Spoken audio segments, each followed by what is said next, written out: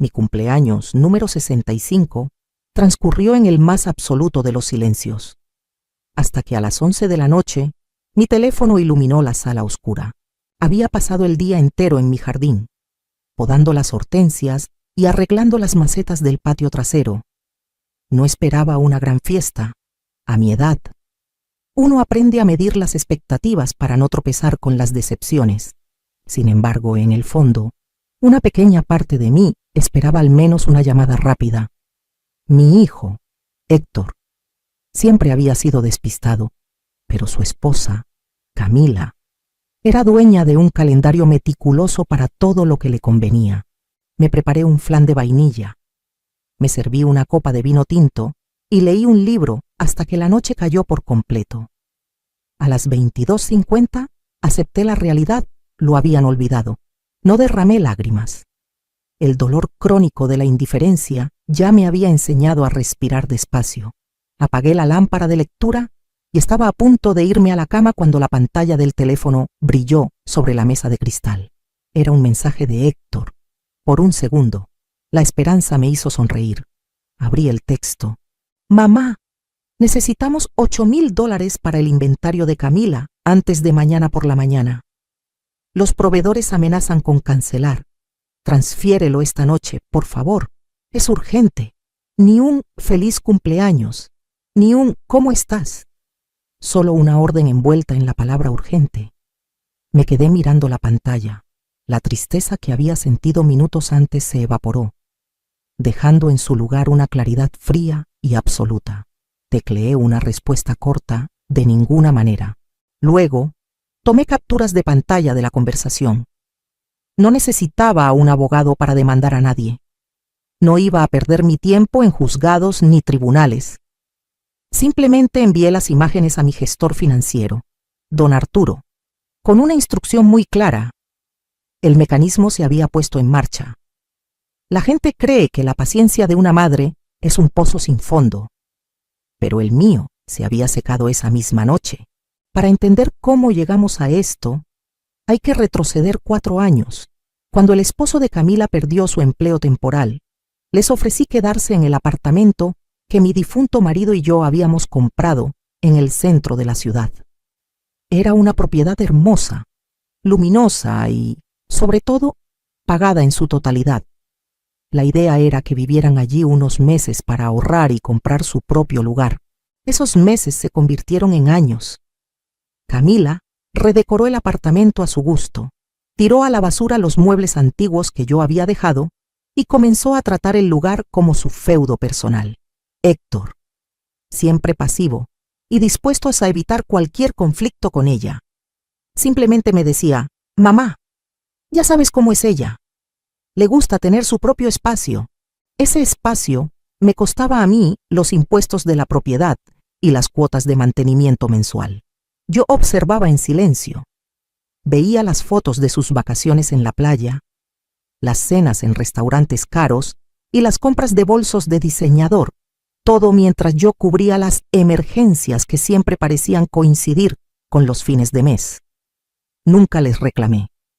Asumía que mi papel era facilitarles la vida, hacer que el camino de mi hijo fuera más suave que el mío, pero al ver ese mensaje de texto, entendí algo fundamental. No me veían como una madre, me veían como una línea de crédito inagotable que no requería mantenimiento emocional.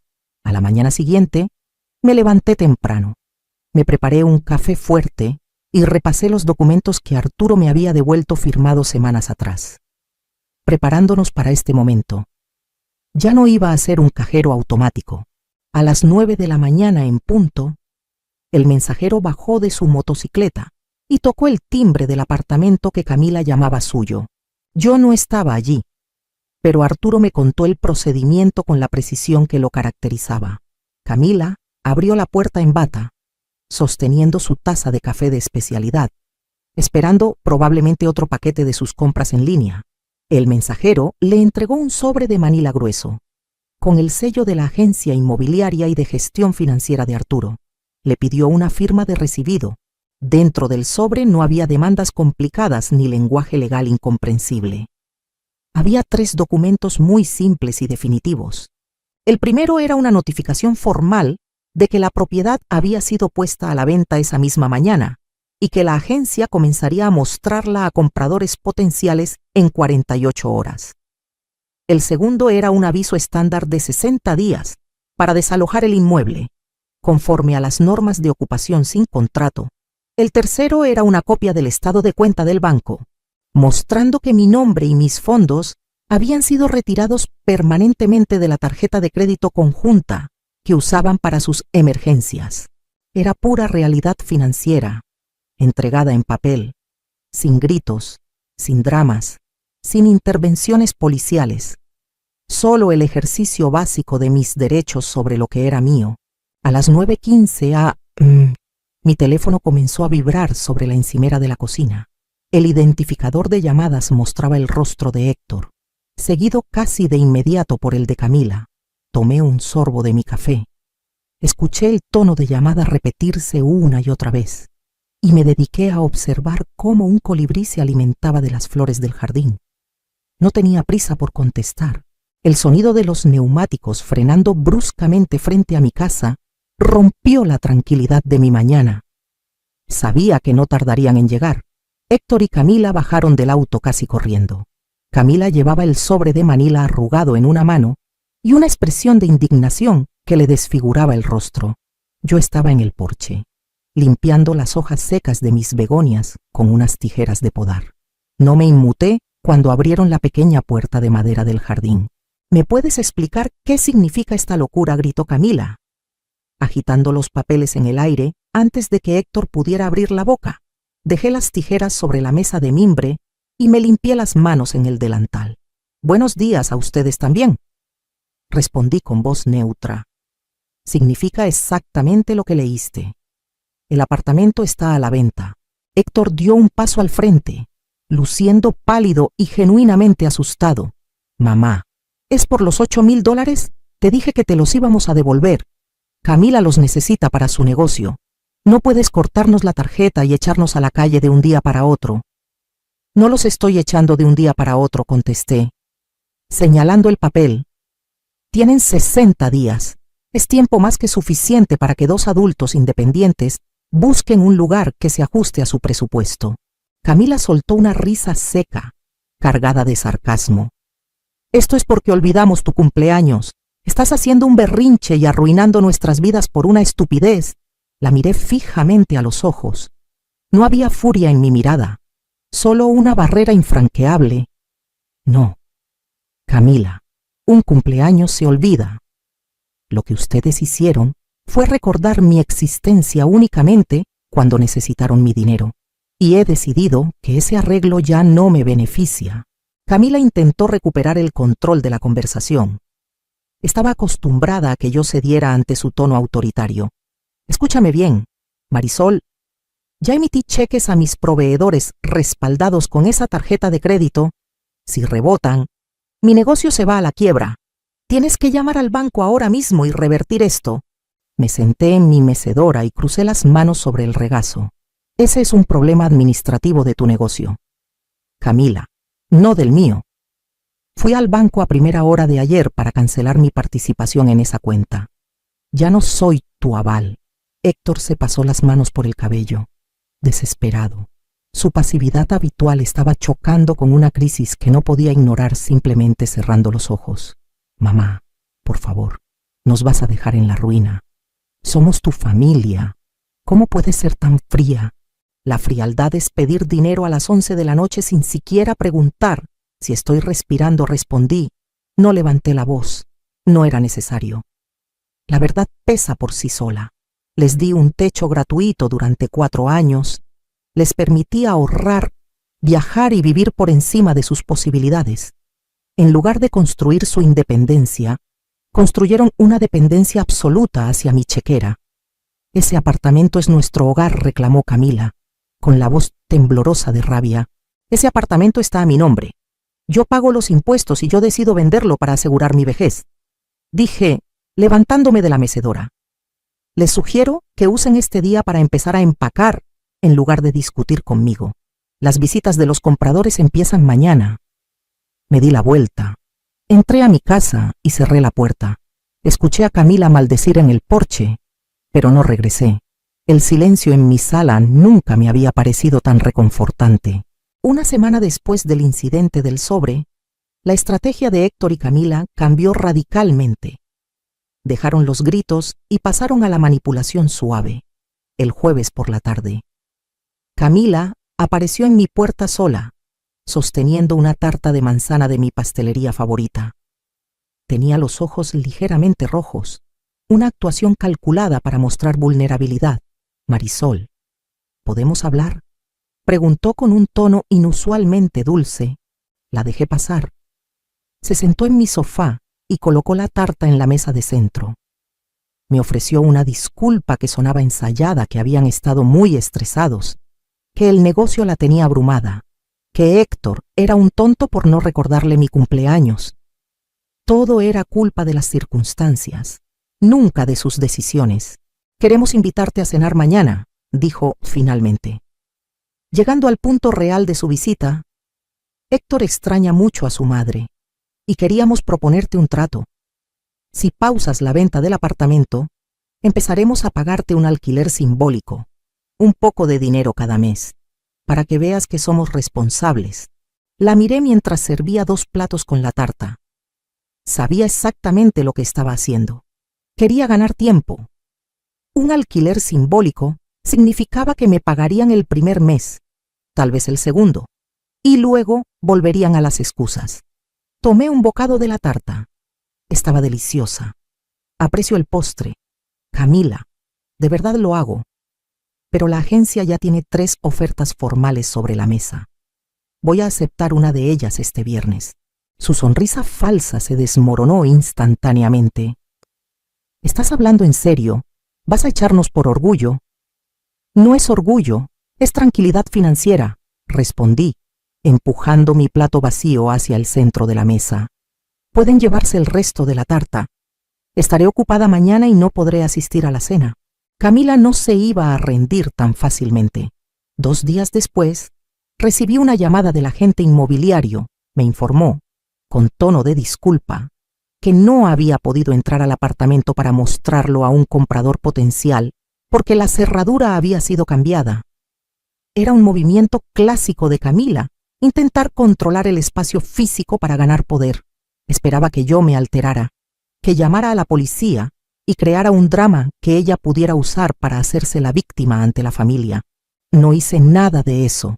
Llamé a mi cerrajero de confianza, un hombre llamado Tomás, que había trabajado para mi marido durante años. Tomé mi carpeta con las escrituras originales de la propiedad y mi identificación, y conduje hasta el centro. Cuando llegué, el agente estaba esperando en el pasillo con una pareja de compradores. Camila estaba dentro, negándose a abrir. Buenas tardes, les dije a los compradores con una sonrisa amable. Disculpen el inconveniente. Problemas de mantenimiento con la puerta. Le hice una seña a Tomás. En menos de 5 minutos, perforó el cilindro y abrió la puerta de par en par. Camila estaba de pie en la sala, con los brazos cruzados, pálida al ver que no venía a discutir. No puedes entrar así. Esta es mi casa, exclamó ella. Caminé directamente hacia el ventanal, ignorando su tono. Adelante. Por favor, les dije a los compradores, mostrándoles la amplitud de la sala. Como pueden ver, la luz natural aquí es espléndida por las tardes. Camila se quedó paralizada. No tenía argumentos legales, no tenía la propiedad y, al yo no elevar la voz, se quedó sin escenario para su drama. Se encerró en la habitación, mientras yo mostraba mi propiedad con la calma de quien no tiene nada que esconder. El colapso final no vino de un enfrentamiento a gritos, ni de un ultimátum dramático, sino de una rendición silenciosa. El martes por la noche, una lluvia fina lavaba las calles cuando sonó el timbre de mi casa. Era Héctor. Estaba solo en el porche, con los hombros caídos y el abrigo empapado, luciendo exactamente como un niño que acaba de perderse. Lo dejé pasar y le ofrecí una toalla seca. No dije nada. Sabía que el silencio, si lo sostenía el tiempo suficiente, lo obligaría a hablar primero. Se sentó a la mesa de mi cocina, mirando fijamente la taza de té de manzanilla que le preparé. Mamá, Camila y yo no dejamos de pelear. Comenzó con la voz tan frágil que casi se quebraba. Su negocio está en números rojos. Como ya no tenemos tu tarjeta para cubrir los huecos de cada mes, los proveedores le congelaron las entregas. Tuvimos que pedir un préstamo rápido con intereses altísimos para salir del paso. Ahora no encontramos un alquiler que podamos pagar en la ciudad. Los precios son imposibles sin tu ayuda. Todo se está desmoronando y no sé qué hacer. Lo escuché sin interrumpir, observando cómo sus manos temblaban alrededor de la taza. Hace un año. Habría sentido un nudo en el estómago. Habría sacado mi chequera para aliviar su carga, convencida de que ese era mi deber. Pero esa noche solo vi a un hombre de 35 años enfrentando, por primera vez, las consecuencias de sus propias evasiones. Me duele verte estresado. Héctor, dije, sentándome frente a él con total serenidad, pero elegiste apoyar los excesos de tu esposa sin cuestionarlos. Elegiste ignorar las advertencias, vivir de prestado y acomodarte en el silencio. Ahora tienes que aprender a manejar el resultado de todo eso. Una lágrima rodó por su mejilla. Era una mezcla de frustración y del miedo genuino de quien nunca ha tenido que valerse por sí mismo. ¿Podría venirme a vivir aquí un tiempo?, preguntó, sin atreverse a mirarme a los ojos.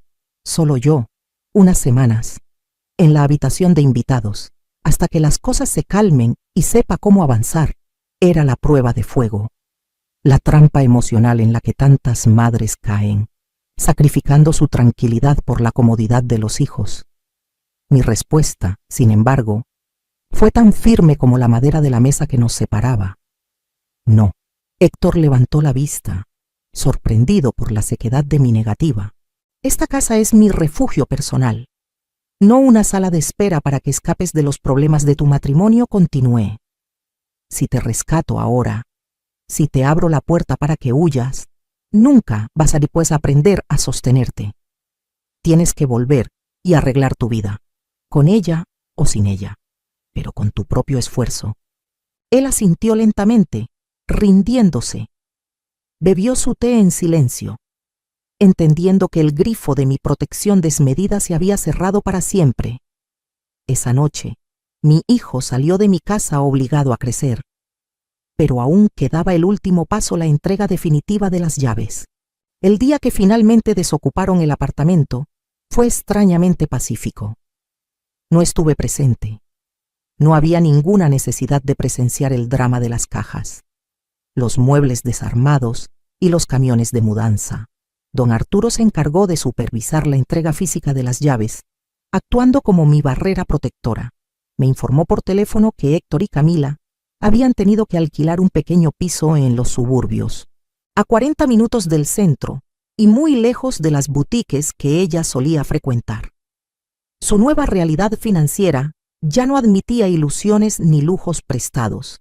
Esa misma tarde decidí ir al apartamento. Subí por el ascensor con una sensación extraña en el pecho.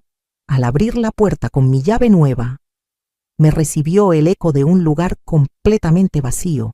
Camila, en un último acto de mezquindad, se había llevado hasta las bombillas de las lámparas y los soportes metálicos de las cortinas. Me detuve a mirar los cables colgando del techo y sonreí levemente. No me importaba en lo absoluto. Las paredes necesitaban pintura y el piso de madera un buen pulido, pero el espacio volvía a ser mío. Caminé por la sala, deteniéndome frente al gran ventanal que daba a la avenida. No sentía culpa, ni remordimiento, ni esa tristeza pesada que la sociedad espera que sientan las madres cuando se alejan de sus hijos. Lo que sentía era un inmenso y purificador alivio. Ese lugar había representado años de ceder mi paz, de silenciar mis propias necesidades para mantener la fachada de que estaba ayudando. Había estado financiando mi propio desgaste. Al día siguiente, firmé los papeles definitivos de la venta en la oficina de Arturo. El dinero fue transferido íntegramente a mi cuenta de retiro. Era una suma considerable, la garantía absoluta de que mis últimos años estarían dictados por mis propias reglas, sin depender jamás de la buena voluntad de nadie. De camino a casa, tomé un desvío intencional. Aparqué mi auto frente a una agencia de viajes tradicional en el centro de la ciudad. Durante más de una década, había pospuesto la idea de cruzar el océano porque siempre surgía alguna emergencia en la vida de Héctor que requería mis fondos. Entré, me senté frente al mostrador de un agente amable y saqué mi tarjeta personal. «Quiero reservar el tour de 15 días por la Toscana», dije, con una claridad en la voz que hacía años no escuchaba.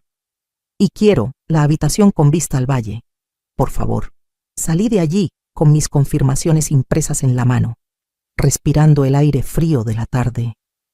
La vida, después de tanto tiempo, volvía a pertenecerme, pero aún faltaba ver si el paso de los meses curaría las heridas, o si el distanciamiento sería permanente.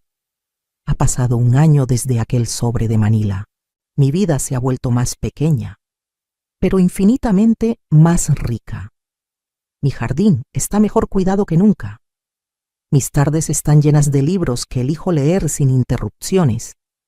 Y mis cuentas bancarias están exactamente bajo mi control. Héctor y Camila siguen juntos.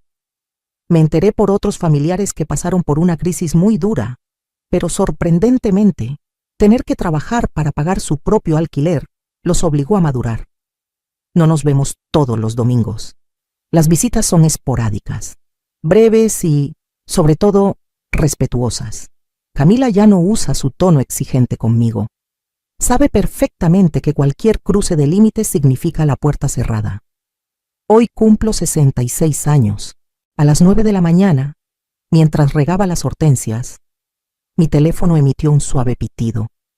Lo saqué del bolsillo de mi delantal. Era un mensaje de Héctor. «Feliz cumpleaños, mamá. Espero que tengas un día hermoso. Gracias por todo. Te quiero». Ni una sola mención a dinero, ni emergencias, ni peticiones urgentes. Solo un hijo saludando a su madre. Sonreí, sintiendo el calor del sol matutino en mi rostro. Tecleé una respuesta sencilla. «Gracias, Héctor, estoy muy bien». Guardé el teléfono y seguí trabajando en mi jardín. La tierra bajo mis manos se sentía firme y real. Había dejado de salvar a los demás para, finalmente, salvarme a mí misma. Make the story feel realistic, grounded and emotionally satisfying rather than overly dramatic. The mother should act early, think clearly, and solve problems through practical actions, not legal systems. A veces, el mayor acto de amor que podemos ofrecer no es seguir dando, sino detenernos. Durante años creí que ser una buena madre significaba ser un escudo infinito contra los problemas de mi hijo, incluso cuando esos problemas eran causados por sus propias decisiones. Pero aprendí, a base de decepciones, que financiar la irresponsabilidad ajena no es ayudar. Es simplemente aplazar el momento en que tendrán que crecer. Poner límites no te convierte en alguien egoísta ni vengativo. Te devuelve el derecho a existir en tu propia vida sin pedir perdón. La verdadera paz comienza el día en que aceptas que no puedes salvar a nadie de las consecuencias de sus actos y que tu tranquilidad emocional y financiera no es una moneda de cambio para mantener a los demás cómodos.